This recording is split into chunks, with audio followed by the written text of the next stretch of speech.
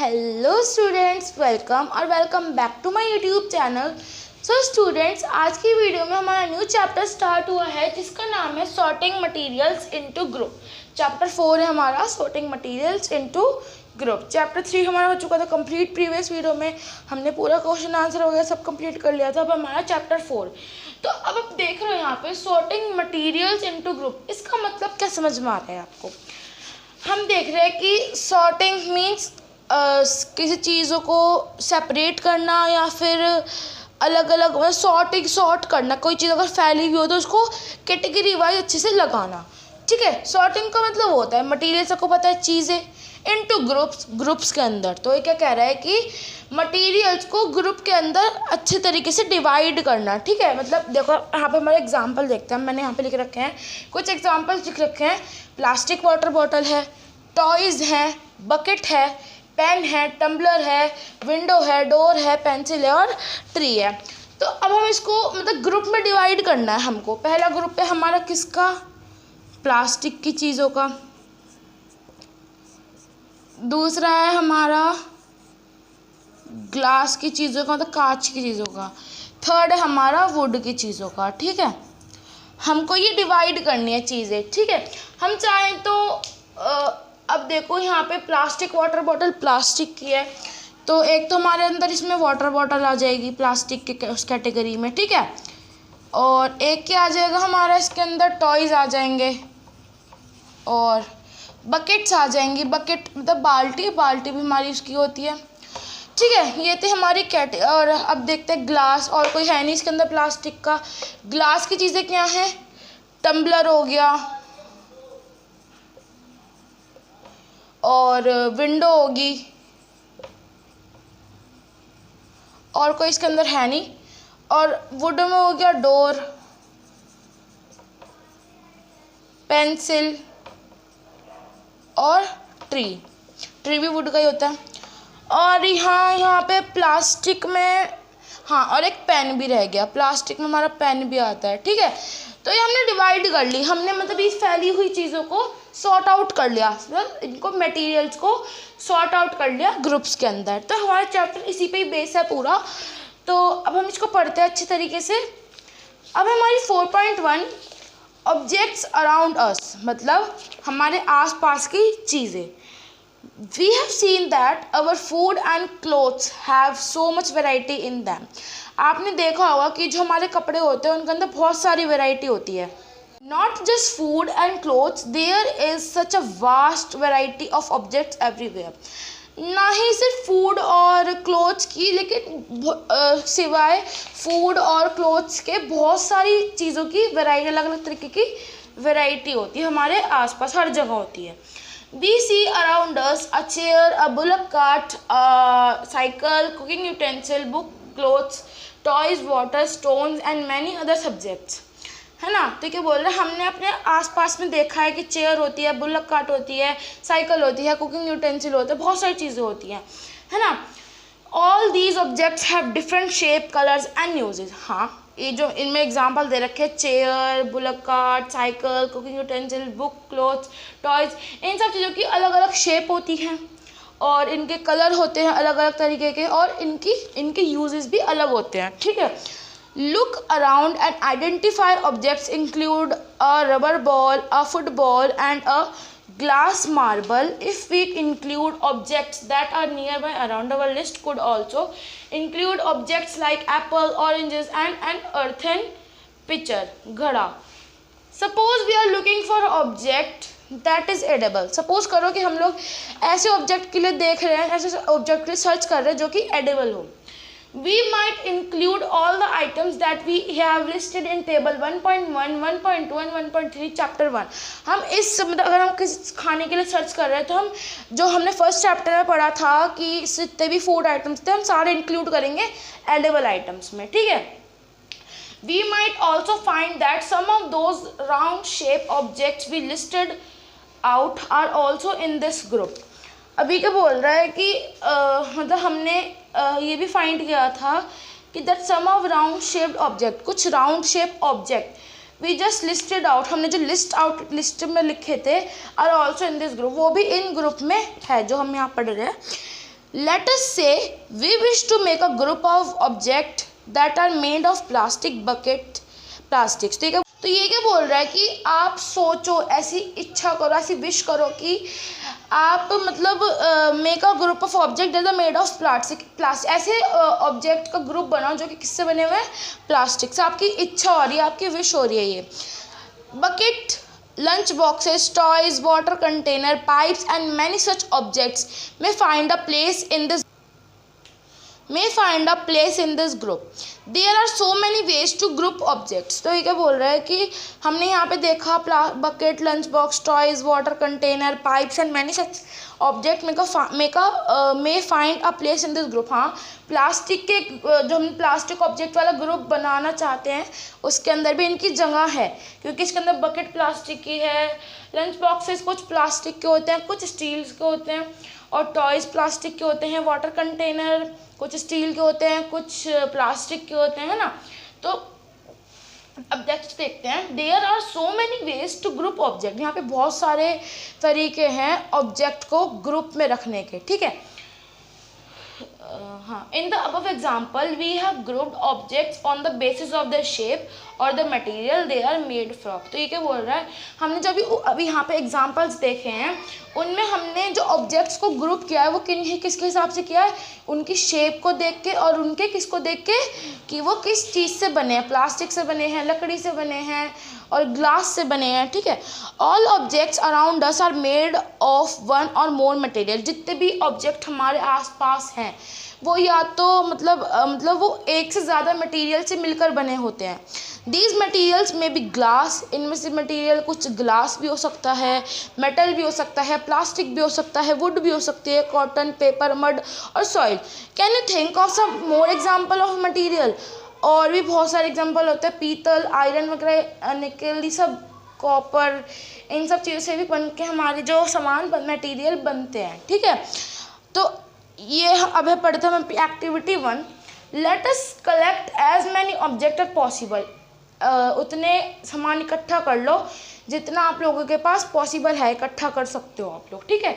From around us, अपने आसपास से। Each of us could get some everyday object from home and we could also collect some object from the classroom और from outside of the school. अब देखो, हम तो घर से पढ़ा रहे हैं, लेकिन जो बच्चे स्कूल में पढ़ रहे हैं तो उनके लिए है ये एक्टिविटी, और अगर आप घर में पढ़ रहे हो तो घर के लिए भी है ये एक्टिविटी। ये क्या बोल रहा है कि जो भी सामान आप घर से लाए हो, ये जो आपके क्लासरूम में है या जो आपके घर में कमरों में है या आपके स्कूल से बाहर हो या घर से बाहर हो, आप लोग कलेक्ट कर लो।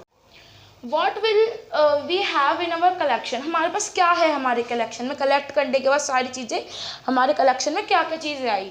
Chalk, pencil, notebook, rubber, duster, a hammer, nail, soap, spoke of wheel, bat, match box, salt, potato.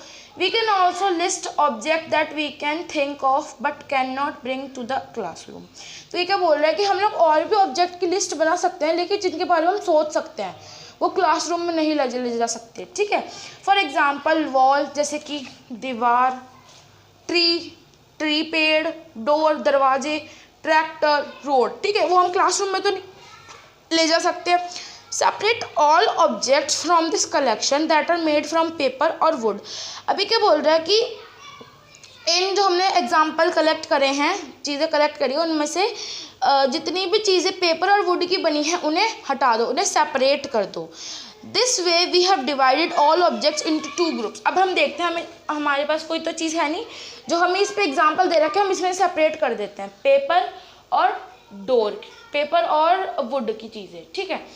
तो चौक वुड की नहीं है ना पेपर की है, पेंसिल जो है वो हमारी वुड की है, पेंसिल वुड कैटेगरी में चली जाएगी, नोटबुक पेपर की कैटेगरी में चली जाएगी, रबड़ भी नहीं जा सकती, डस्टर भी नहीं जा सकता, वुड की कैटेगरी में जा सकता है डस्टर, क्योंकि लकड़ी का होता है ना क्लास में तो।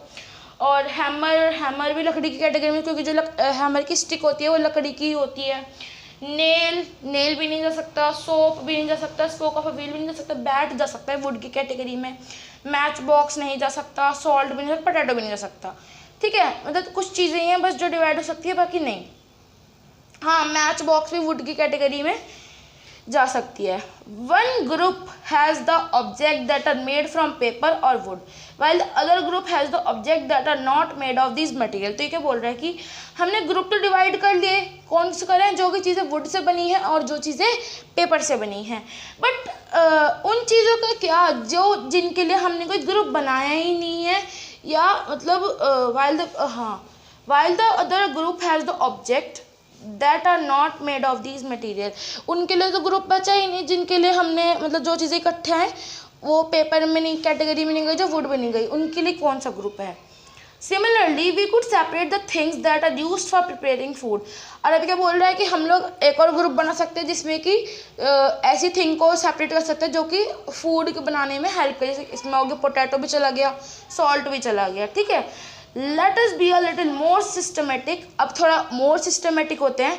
List all objects collected in table 4.1, try to identify the material that each one is made of. तो ये क्या बोल रहा है कि थोड़े और सिस्टमेटिक हो जाओ, और जो टेबल 4.1 है, list all object collected in table 4.1, और जो आपने और ऑब्जेक्ट जो बच गए हैं वो कलेक्ट करे हैं, तो आप आइडेंटिफाई करो इन ऑब्जेक्ट और material they are made of, इस टेबल में फिल करने के, ठीक है।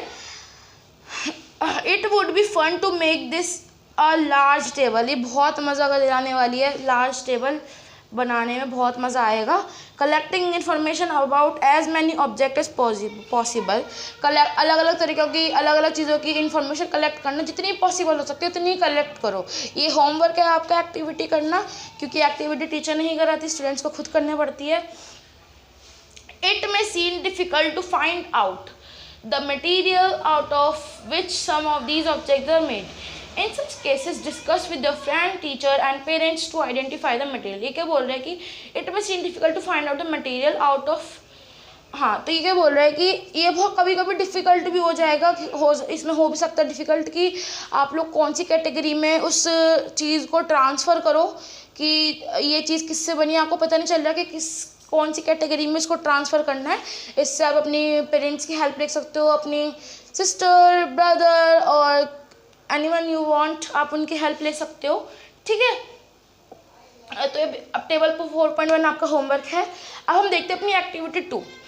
Table 4.2 list some common material, you can also add more material in the column 1 that are known to you. तो ये क्या बोल रहा है कि टेबल 4.2 हमारी दूसरी टेबल आ चुकी है।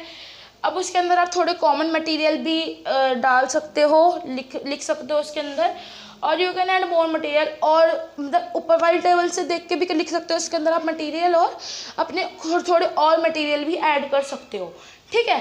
और इसके अंदर और दैट यू आर, हाँ, और इस कॉलम 1 में लिख लेना है।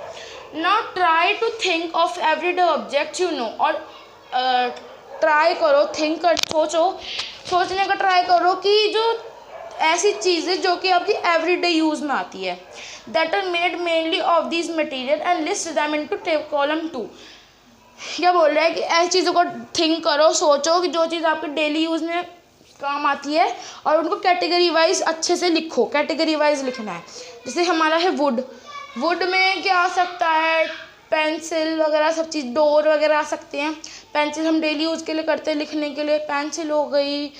और यहाँ पे देखो एग्जांपल दे रखे, चेयर, टेबल लकड़ी के भी होते हैं, और plough, bullock cart and its wheel, ठीक है। पेपर की चीज़ें, notebook, newspaper, toys, calendar, leather की चीज़ें, लेदर के शूज़ होते हैं, पर्स होता है, ये लिख सकते हो। प्लास्टिक में भी बकेट और बहुत सारी चीज़ें होती है, बोर्ड भी प्लास्टिक का ही है, चेयर भी होती है प्लास्टिक्स की, वाटर बॉटल भी होती है, लंच भी होता है, कॉटन की चीज़ें भी लिख सकते हो, और पिलो भी होता है, मैट्रेस भी होता है, रजाइयाँ, सब कुछ लिख सकते हो आप लोग इसके अंदर। और भी कुछ आइटम ऐड कर सकते हो कि किसी और कैटेगरी के हो वो आइटम्स, वो भी लिख सकते हो। अब देखते हैं नीचे क्या बोल रहा है। What do we find from this table. हमने इस टेबल में से क्या फाइंड किया। First we group objects in many different ways. सबसे पहले हमने जो ऑब्जेक्ट है उनको अलग अलग ग्रुप्स में डिवाइड कर दिया। We then found that objects around us are made of different. हमने ये भी देखा कि जो हमारे मटेरियल अराउंड अस वो डिफरेंट मटेरियल से बने हुए हैं। All time an object is made of a single material. और कभी कभी तो जो एक मटेरियल होता है वो खाली सिंगल मटेरियल से ही बनकर बनता है। कोई ऑब्जेक्ट सिर्फ सिंगल मटेरियल से भी बनता है। An object could also be made of many material, और कुछ ऑब्जेक्ट ऐसे भी होते हैं कि जो सिंगल से नहीं बहुत सारे मटेरियल से मिलकर बनते हैं। And then again one material could be used for making many different object, और फिर से यही बात आ गई कि एक मटेरियल मिलकर बहुत सारे ऑब्जेक्ट्स बन सकते हैं, खाली सिंगल नहीं बहुत सारे ऑब्जेक्ट्स बन सकते हैं। What decides which material should B used for making any given object. ठीक है, बोल रहे हैं कि हाँ आगे पढ़ते हैं। It seems that we need to know more about different material. What decide, नीचे देख ये क्या बोल रहा है कि what decide which material should be used, कि अब हमने ये तो देख लिया कि कौन सी कैटेगरी में हो चुका है। अब ये नहीं देखा कि कौन से मटेरियल यूज्ड हुए हैं उसको बनाने के लिए। हमें ये तो पता है कि हाँ ये चीज़ इस चीज़ की बनी है, सिंगल वाली को देख ली, और हमने ये नहीं देखा कि ये चीज़ किस किस चीज़ों को मिलकर बनी है। It seems that we need to more, और ये दिखाता है कि हमको अभी और भी पढ़ने की ज़रूरत है इस चैप्टर को। आगे आगे सब पता चलेगा, properties of material, appearance, hardness, soluble, insoluble, dissoluble, सब पढ़ेंगे हम लोग इसमें भी चैप्टर में। सो स्टूडेंट्स हमने अभी इतना पढ़ लिया है, और 4.2 प्रॉपर्टीज़ ऑफ मटेरियल हम लोग पढ़ेंगे नेक्स्ट वीडियो में। आई होप आपको आज की वीडियो अच्छी लगी होगी। अच्छी लगी तो लाइक करना, शेयर करना, और अगर कोई डाउट हो तो do let me know in the comment section. मिलते हैं नेक्स्ट वीडियो में, तब तक के लिए बाय, थैंक्स फॉर वॉचिंग।